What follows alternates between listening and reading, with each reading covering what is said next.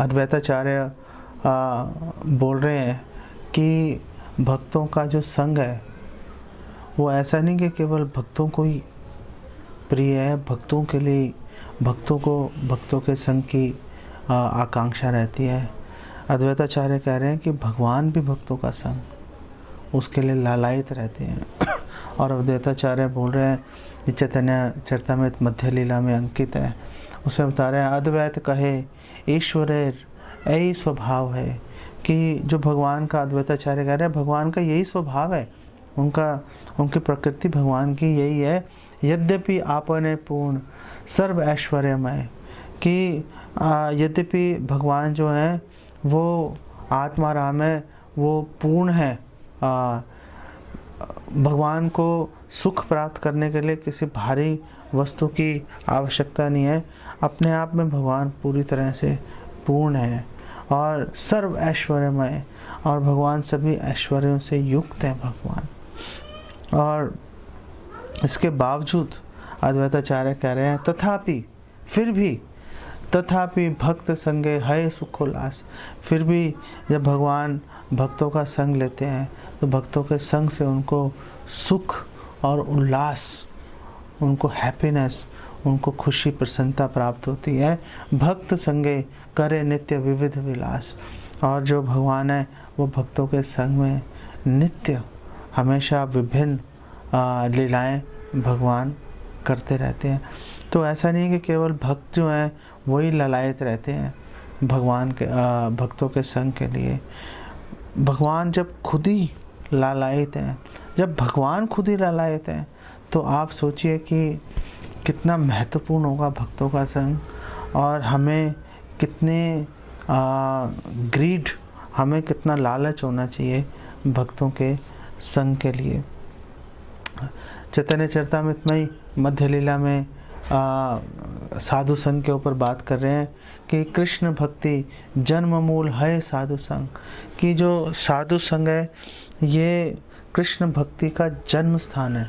जब चैतन्य महाप्रभु ने रामानंद राय से पूछा था कि भक्ति आखिर प्राप्त कैसे होती है, तो रामानंद राय ने चैतन्य महाप्रभु को उत्तर दिया था कि भक्ति का जो जन्म स्थान है भक्ति का जन्म स्थान भक्तों का संग है। जब कोई भी व्यक्ति भक्तों के संग में आता है, चाहे वो खुद भक्त है या नहीं है, फर्क नहीं पड़ता, चाहे वो आत्माराम है, चाहे वो भोगी है, चाहे वो मन के स्तर पर भोग कर रहा है, चाहे वो शरीर के स्तर पर भोग कर रहा है। जब एक्चुअली में चैतन्य महाप्रभु जब आत्माराम जो श्लोक है आत्मारामश्च मुनियो, तो उस श्लोक के अंदर जब चैतन्य महाप्रभु ने 61 विभिन्न व्याख्याएं दी थी आत्माराम वर्ष की, तो उस दौरान चैतन्य महाप्रभु ने निर्ग्रंथे, जो निर्ग्रंथ शब्द है उसकी चैतन्य महाप्रभु ने 2 मतलब उठाए थे, कई सारे मतलब उठाए थे, उसमें से मैं 2 अर्थ जो उठा रहा हूँ कि निर्ग्रंथ का मतलब है जो मन में रमा हुआ है अपने, और एक निर्ग्रंथ का अर्थ है जो अपने शरीर में रमा हुआ है।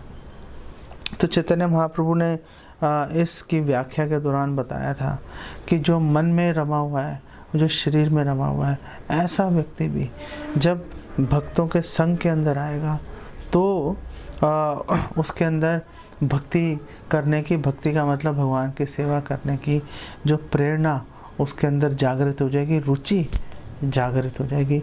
इसलिए रामानंद राय ने बोला था कि साधु संग हिते है, कि कृष्ण भक्ति जन्म मूल है साधु संग, कि साधु संग जो है वो कृष्ण भक्ति का जन्म स्थान है। कृष्ण प्रेम जन्मे ते हो पुनः मुख्य अंग। और साधु संग से क्या हुआ, साधु संग से कृष्ण प्रेम जागृत हो गया। अच्छा, तो कृष्ण भक्ति का जन्म स्थान है साधु संग, तो इसका मतलब ये है कि जब साधु संग लेंगे, कृष्ण भक्ति जागृत हो गई, तो बस उसकी नीड खत्म हो गई।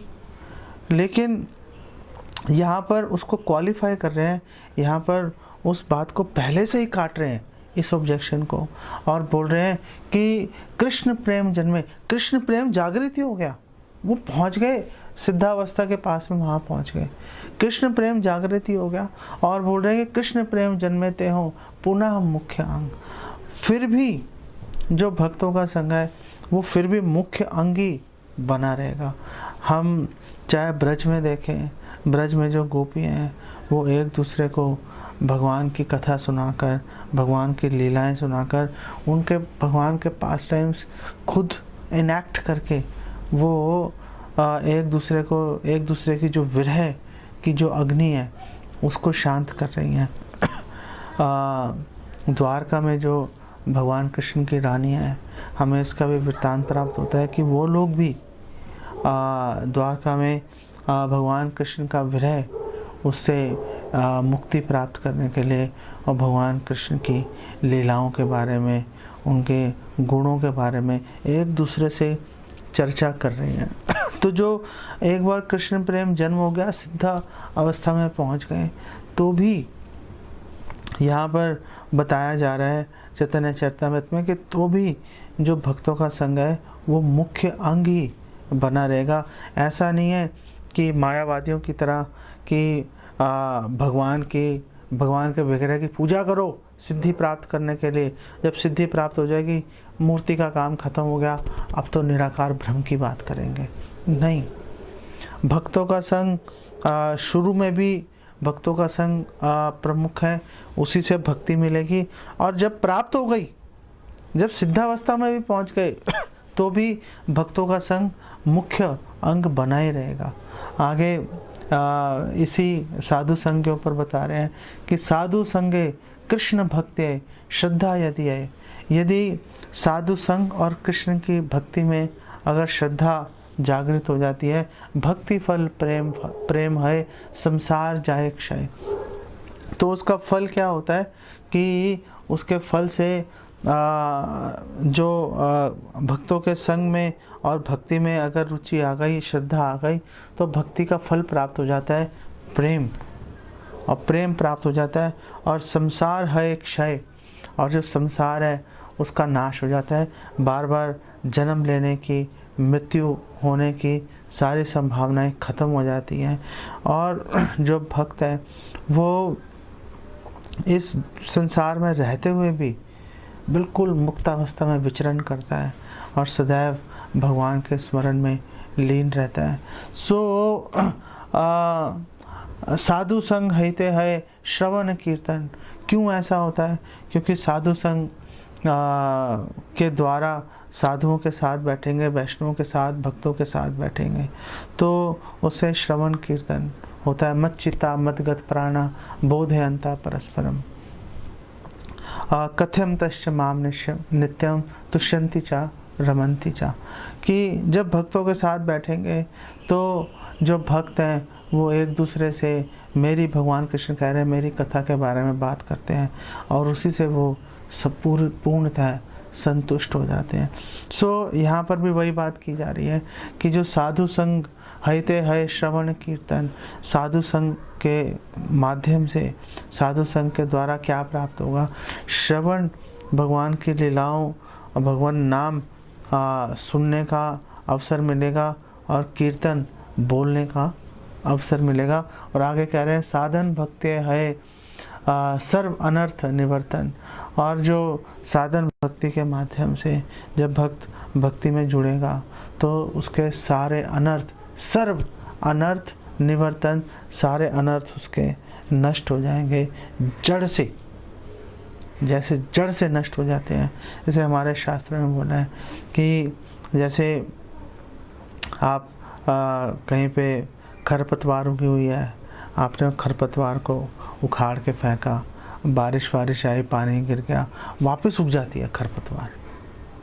तो ऐसे ही भौतिक इच्छाएं आपने ख़त्म कर दी, का भोगने की इच्छा ख़त्म कर दी, लेकिन वो वापस उग जाएगी, दोबारा से जागृत हो जाएगी। लेकिन अगर कृष्ण की भक्ति में अगर जुड़ गए, अगर भगवान कृष्ण के नाम रूप गुण लीला भक्तों के संग में रहकर सुनने में अगर रुचि आ गई, तो वो जो खरपतवार है, वो जो भोग प्रवृत्ति है, उसका जो बीज है अविद्या, वो जैसे फ्राई कर देते हैं, उसको तेल खौलते तेल में डाल के उसको फ्राई कर दिया। तो जब फ्राई कर दिया, अब उस बीज को निकाल के आप कितनी उपजाऊ मिट्टी में आप डाल दो, दोबारा कभी अंकुरित नहीं होगा। उसी प्रकार से जो अनर्थ नाश होते हैं, क्योंकि हस्ती स्नान की बात चैतन्य चरितामृत में की गई है कि अगर हम लोग अपने पापों का प्रायश्चित कर लेंगे तो पाप करने की प्रवृत्ति उसके द्वारा नहीं जाती, लेकिन अगर भक्ति में जुड़ेंगे तो जो प्रवृत्ति है वो जड़ बेसिकली समूल नाश हो जाएगा, जड़ समेत ख़त्म हो जाएगी।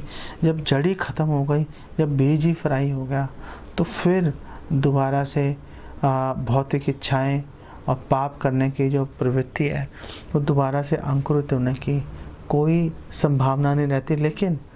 लेकिन अगर साधु संग मिस कर दिया, अगर हम साधु संग नहीं कर पाए, और भक्ति सिद्धांत सरस्वती के 2-3 कोटेशंस भी हम बात करेंगे, बिल्कुल शॉर्ट कोटेशंस हैं साधु संग के ऊपर। तो अगर साधु संग मिस कर दिया हमने तो क्या होगा? साधु संग मिस करने से महत कृपा विना कौन कर में भक्ति नहीं। अगर साधुओं की कृपा से अगर हम विहीन हो गए, अगर साधु हमें कृपा प्राप्त होनी चाहिए थी, हमारे पास अवसर था प्राप्त करने का, लेकिन हम प्राप्त नहीं कर पाए, तो कभी भी भक्ति प्राप्त नहीं होगी। और फिर आगे उस पर और ज़्यादा जोर दे रहे हैं कि कृष्ण भक्ति दूर रहो। अरे कृष्ण भक्ति की बात करना तो बहुत बड़ी बात है। वो कह रहे हैं कृष्ण साधु अगर संग नहीं मिला, अगर महत कृपा नहीं मिली तो भक्ति नहीं मिलेगी। भक्ति तो बहुत दूर की बात है। कृष्ण भक्ति दूर रहो, संसार नहे क्षय। संसार भी आपका ख़त्म नहीं होगा। भौतिक क्लेश, भौतिक दुख, बार बार जन्म मृत्यु, ये सब यथावत बने रहेंगे। सो इसीलिए साधु संग का महत्व है। इसीलिए नारद जी यहाँ पर बार बार बोल रहे हैं कि साधु संग के पीछे उसके लिए प्रयास करो, साधु संग के लिए प्रयास करो।